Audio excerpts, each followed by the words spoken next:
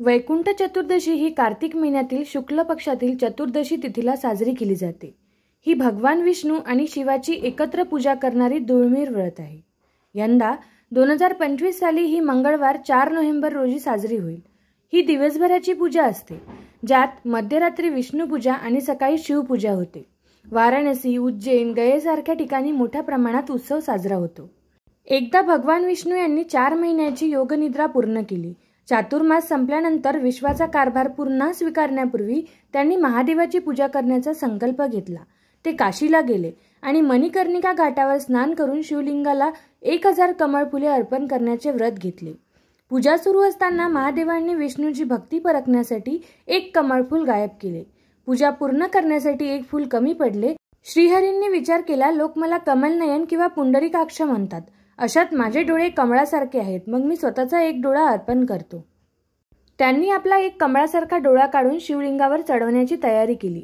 विष्णूंची ही अगाध भक्ती आणि प्रेम पाहून भगवान शिव अत्यंत प्रसन्न झाले। ते तत्काळ प्रगट झाले आणि विष्णूंना थांबवले, म्हणाले, हे विष्णू, तुझ्यासारखा भक्त या संपूर्ण ब्रह्मांडात नाही। प्रसन्न होऊन महादेवांनी वरदान दिले की कार्तिक शुक्ल चतुर्दशी आता वैकुंठ चतुर्दशी या नावाने ओळखली जाईल।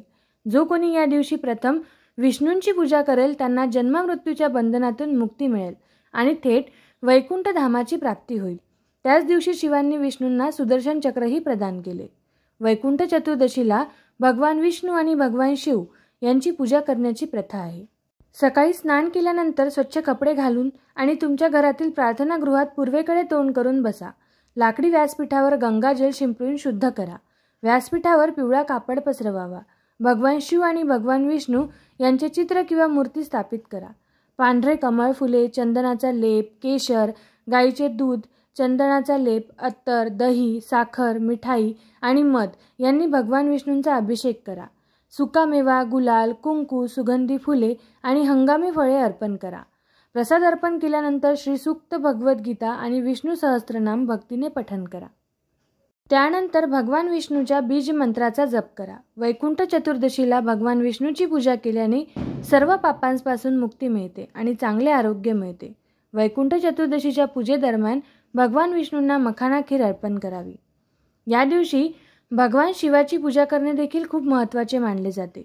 भगवान शिवची पूजा करण्यासाठी प्रथम शिवलिंगावर गाईचे दूध, दही आणि मधाचा अभिषेक करा। नंतर फुले, बिल्व, पाने, अंजीर, धतुरा, भांग, मिठाई आणि हंगामी फळे अर्पण करा। प्रसाद अर्पण केल्यानंतर रुद्राष्टकम, शिवमहिमा स्तोत्र, पंचाक्षरी मंत्र आणि इतर मंत्रांनी भगवान शिवची पूजा करा। वैकुंठ चतुर्दशीच्या निश्चित काळात पूजा करणे खूप फायदेशीर आहे। तुम्हाला जर हा व्हिडिओ आवडला असेल तर लाईक, शेअर करा आणि अशाच नवनवीन व्हिडिओसाठी चॅनलला सबस्क्राईब करा। धन्यवाद।